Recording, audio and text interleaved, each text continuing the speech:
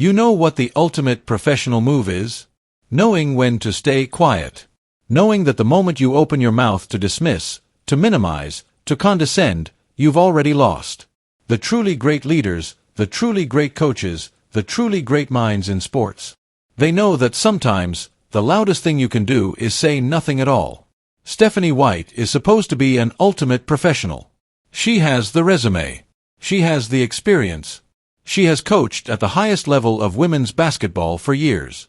She took the Indiana Fever, without Caitlin Clark, their franchise player, who was sitting out injured, all the way to the WNBA semifinals in 2025. That's not a fluke. That's coaching. That's the work of someone who knows what she's doing. And then she opened her mouth about Caitlin Clark's fans. About the content creators. About the noise around the most talked-about player in women's basketball history. And just like that, everything she'd built, every ounce of goodwill she'd earned, every benefit of the doubt she was owed, went up in flames. Instantly. Welcome to one of the most fascinating, most frustrating, most completely avoidable controversies in WNBA history. I'm going to break down exactly what happened, exactly what Stephanie White said, exactly how the fans and creators responded, and, most importantly, why this was, from start to finish, a genuinely bad idea. Let's go. Before we get into the chaos, let's set the scene. Because context matters here. A lot. And if you're going to understand why Stephanie White's comments landed the way they did, you need to understand who she is and what kind of position she's in. Stephanie White is the head coach of the Indiana Fever. She took the job in November 2024, after the Fever made the decision to move on from Christie sides. And look, on paper, Stephanie White was an excellent hire. She played college basketball at Purdue, had a solid coaching career at the college level, and had already proven she could win in the WNBA as the head coach of the Connecticut Sun. She wasn't a gamble. She was a credentialed, respected, proven coach. And then the 2025 season happened. And in a weird way, it might have been the best possible thing that could have happened to Stephanie White as a coach, and the worst possible thing that could have happened to her long-term reputation. Here's what I mean by that. Caitlin Clark, the reason the Indiana Fever sold out every game, the reason the WNBA was getting primetime television deals, the reason little girls across America suddenly wanted to play basketball, went down with injuries. Plural. A groin issue, then an ankle. She played only 13 games the entire 2025 season. 13. And then she was done. Gone. Out for the rest of the year, including the playoffs. What did Stephanie White do without her? She coached the Fever to a playoff run. To the WNBA semifinals. Against a Las Vegas Aces team that then went on to win the championship. The Fever pushed them to 5 games. Without Caitlin Clark. That is, objectively, impressive coaching. Nobody can take that away from her. So going into 2026, Stephanie White had credibility. She had earned it. She had proven that she wasn't just Caitlin Clark's coach. She was a legitimate WNBA head coach who could win basketball games with players other than the most famous woman in sports.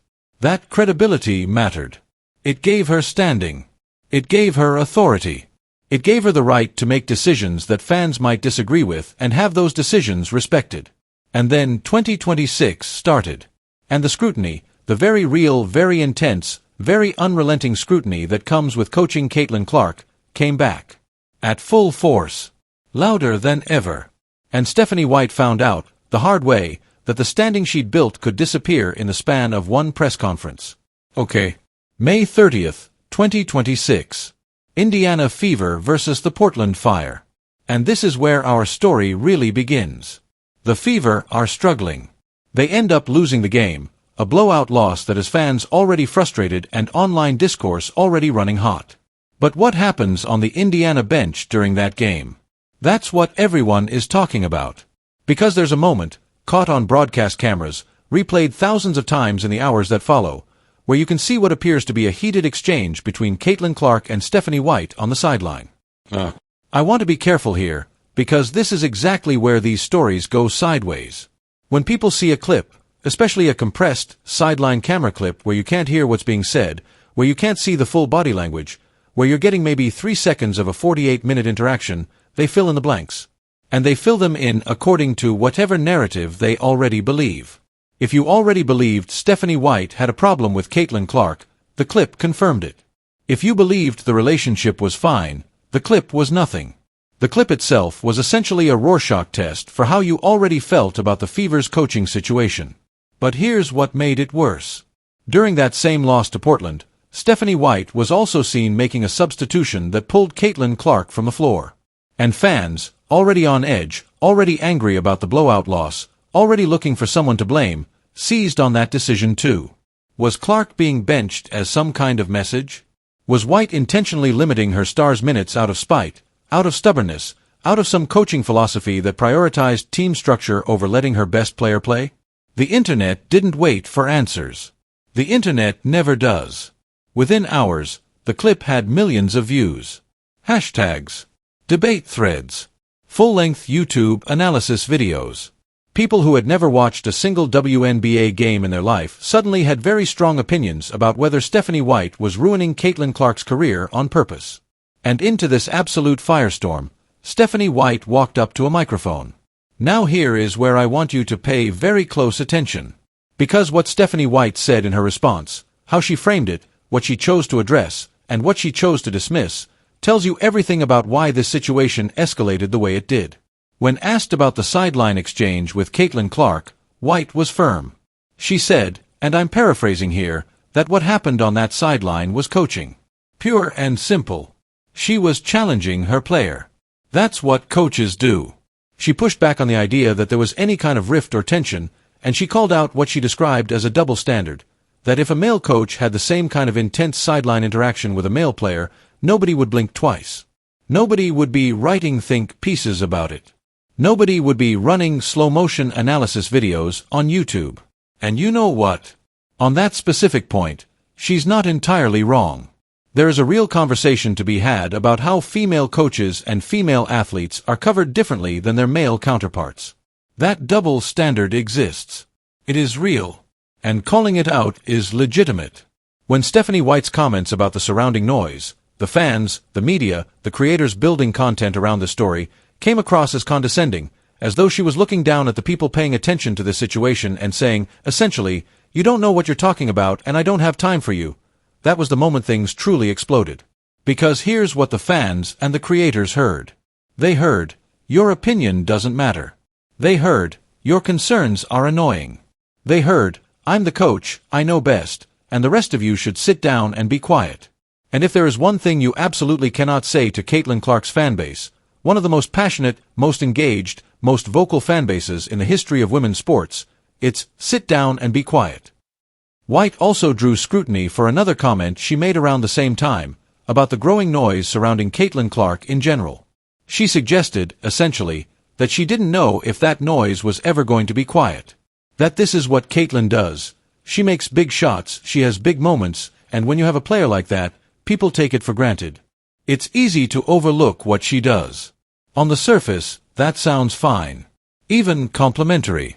But the subtext, that the noise around Clark was something to be managed rather than celebrated, a complication rather than an asset, did not go unnoticed by the people who spend their days paying very close attention to every word said about Caitlin Clark. And those people, they were already primed for exactly this interpretation. And then the internet woke up. And it was not gentle about it. Within 24 hours of the Portland Fire game and Stephanie White's post-game comments, social media had become an absolute battlefield. The hashtag #FireStephWhite was trending. The reply sections under every Indiana Fever post were packed. YouTube videos analyzing the sideline exchange were pulling hundreds of thousands of views overnight. Podcasters were cutting episodes.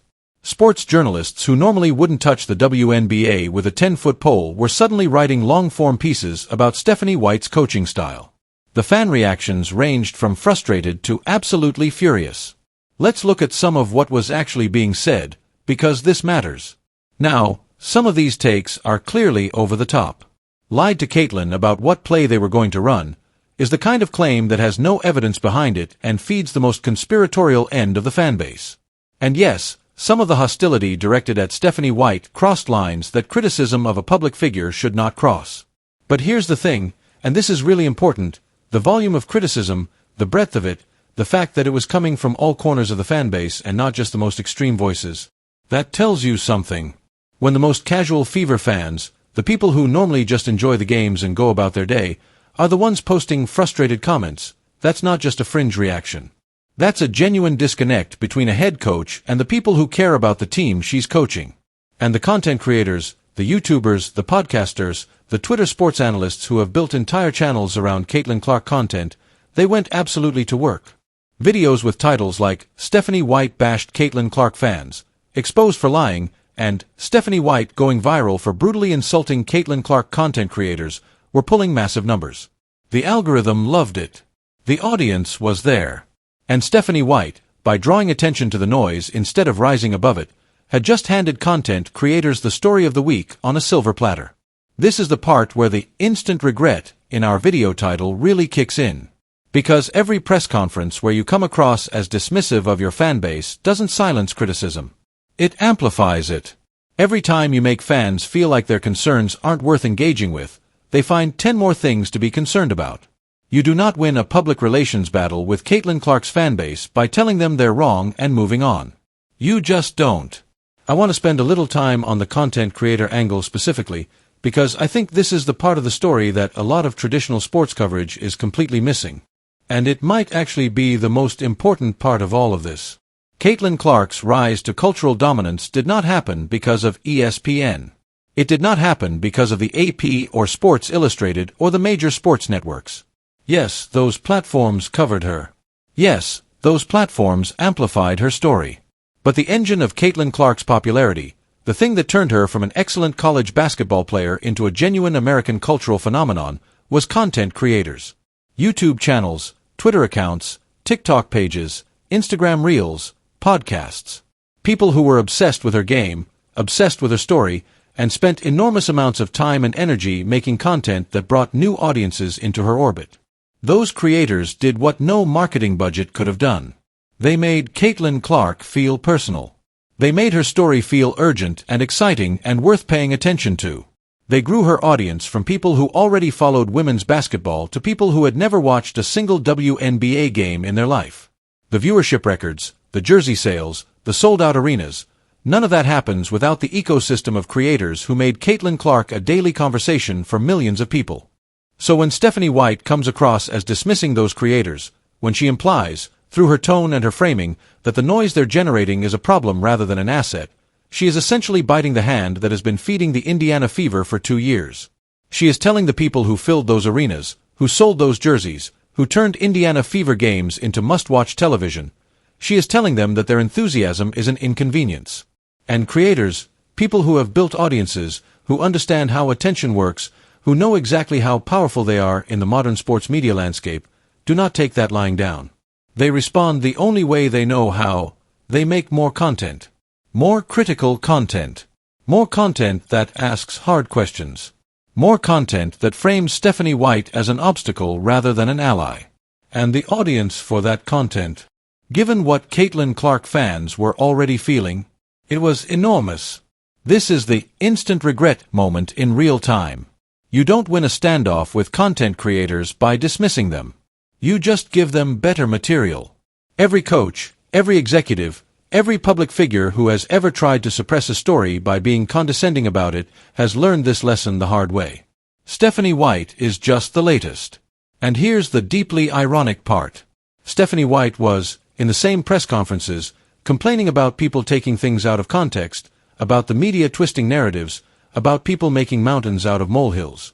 She was making that argument while simultaneously doing the one thing that was guaranteed to give the media and the creators the mountain they were looking for.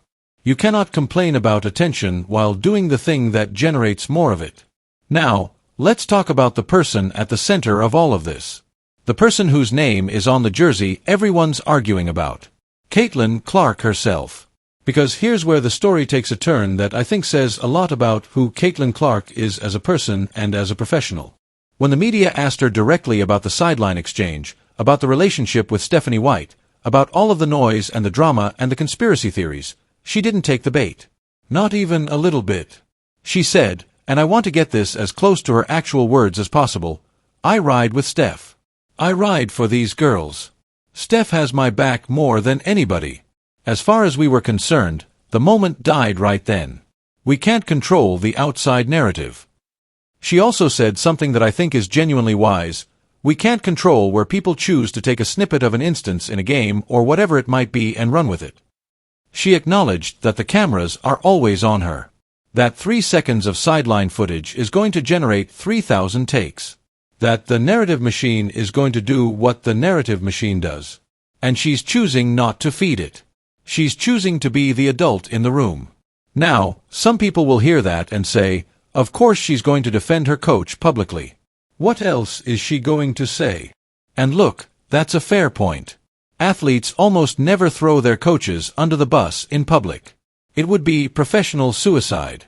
The locker room code is real and it runs deep. But here's what I noticed. She didn't just defend White. She defended her with warmth. She said, "Steph has my back more than anybody." That's not a PR quote. That's not a carefully worded non-answer. That's specific. That's personal. That's someone who genuinely feels supported by the person she's defending. And Caitlin Clark also pushed back, gently but clearly, on the media for running with this story. She said that a lot of people out there think they know things and are blatantly wrong about a lot of things. She wasn't naming names. She didn't have to. Everyone knew who she was talking to. The message was clear. Stop making something out of nothing. And coming from Caitlin Clark, the person at the center of the story, the person with the most reason to be upset if there actually was a problem, that message carried real weight. Or at least, it should have. But we'll get to whether it actually stopped anything in a moment. Here's the thing though. The reason the May 30th incident hit as hard as it did, the reason fans were so quick to go to the worst possible interpretation, is because this wasn't the first time questions had been raised about the relationship between Stephanie White's coaching decisions and Caitlin Clark. Earlier in 2026, when Stephanie White was speaking to the media after the WNBA draft and was asked about the Fever's loaded backcourt, now including Clark, Raven Johnson, and the newly signed Ty Harris, her comments sparked immediate controversy. Fans felt that her framing prioritized the team structure over their franchise star. The phrase that went viral was a fan quote that spread like wildfire, prioritizing a 30-year-old guard over your generational franchise player. Some fans went further. Steph White really hates Caitlin Clark, one commenter wrote. White would love to get rid of CC. She would rather have a defensive-minded PG. Were those takes fair? Almost certainly not. Were they extreme? Absolutely. But they showed how much tension was already simmering in the fanbase before a single 2026 regular season game had been played. And then there was the June 4th game against the Atlanta Dream. A game the Fever won, in overtime, with Caitlin Clark putting up 32 points and 10 assists, and Aaliyah Boston adding 34 points and 12 rebounds in what became a historic performance. The first pair of teammates in WNBA history to both record 30-point double-doubles in the same game. A moment that should have been nothing but celebration. But even in that win, fans were criticizing Stephanie White's in-game decisions. Her perceived reluctance to give Clark the ball in key moments. Her substitution timing. Her timeout usage.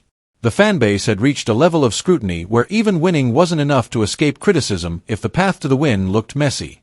And that's a really hard place for a coach to operate from. There's also the broader context of what it means to coach a player of Caitlin Clark's profile. Bleacher Report put it perfectly when they wrote that coaching a star at Clark's level can be a double-edged sword.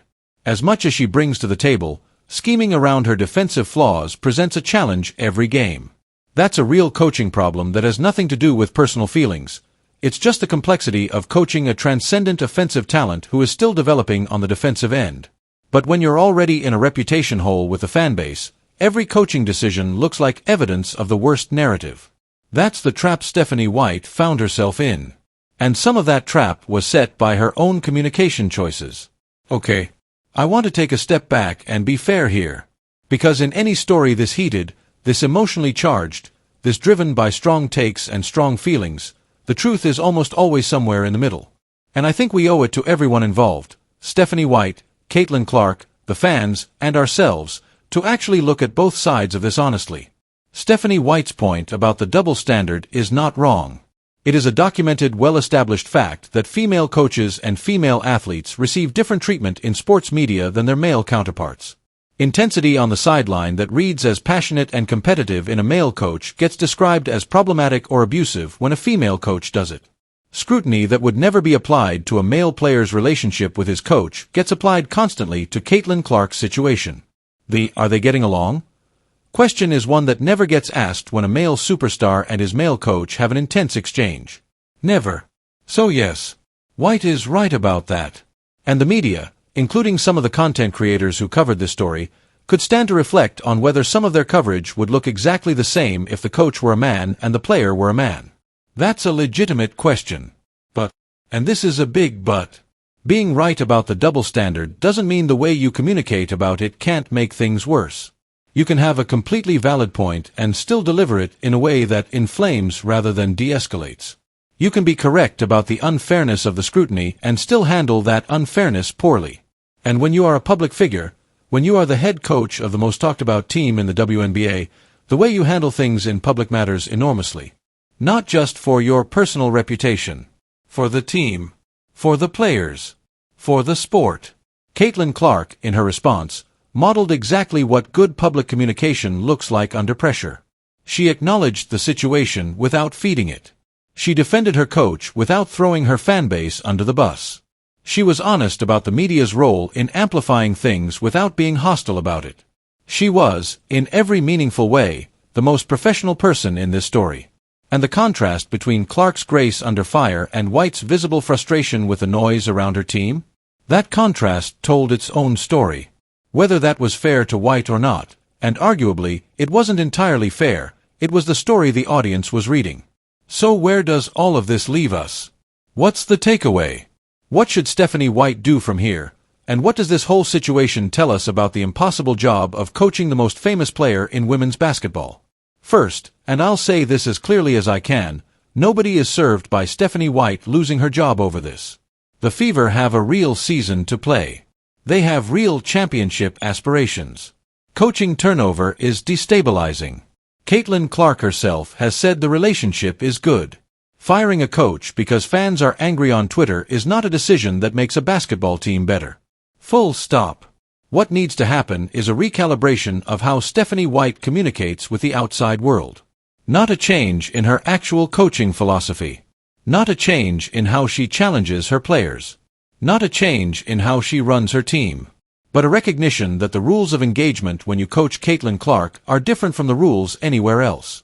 The scrutiny is different. The audience is different. The stakes of every press conference are different. And the communication skills that served you well in other environments need to be upgraded for this one. Stephanie White is not a bad coach. The 2025 playoffs proved that. She is a coach who is still learning how to manage the unique pressures of this specific situation. And that learning curve, which every coach who has ever worked with a true generational talent has had to navigate, is real and it is hard. What the content creators and the fans want is not unreasonable. They want to feel like their passion for Caitlin Clark is respected, not dismissed. They want to feel like the person making decisions about their favorite player understands how much those decisions matter to people who have built their fandom around watching her play. They want the communication from the head coach to make them feel confident, not defensive. That's not a big ask. It doesn't require Stephanie White to be a completely different person. It just requires her to communicate in a way that acknowledges, rather than minimizes, the extraordinary nature of what she's been given to work with. A generational talent. A sold-out arena. A fanbase that is passionate in a way that women's basketball has never seen before. These are not problems. These are gifts. And when you frame them as gifts rather than burdens, the noise around you changes. Maybe not completely, but meaningfully. Here's the bottom line. Stephanie White is coaching the most scrutinized player in women's basketball history. She is doing it in front of more cameras, more creators, more passionate fans than any WNBA coach has ever faced before. That is an almost impossibly difficult job. And she deserves credit for taking it on. But the moment you flex muscle on a fanbase like Caitlin Clark's, the moment you come across as dismissing the people whose passion built this thing, you have made a serious tactical error. Not a moral one. Not a character failure. A tactical one. And the good news about tactical errors is that they can be corrected. Caitlin Clark is still in Indianapolis. The Fever still have a season to play. And Stephanie White still has time to turn this narrative around, not by winning a social media argument, but by winning basketball games and by treating the people who care about those games like they matter. Because they do. They always have. And in 2026, they matter more than ever. That's the story. That's the whole story. And I genuinely want to know what you think about it. Do you think Stephanie White has a real problem with Caitlin Clark's fanbase, or is she just a coach who handled a difficult moment badly? Do you think the content creators and the fans are being too hard on her, or is the criticism fair? Drop your honest take in the comments. I read every single one, and I want to hear where you actually stand on this. If this video made you think, if it gave you a fuller picture of what's actually happening in Indianapolis right now, hit that like button. Share it with someone who's been following this story. And subscribe if you want more breakdowns like this one, because we do this every week, taking the stories that everybody's talking about and going deeper than the hot takes. I'll see you in the next one. Take care.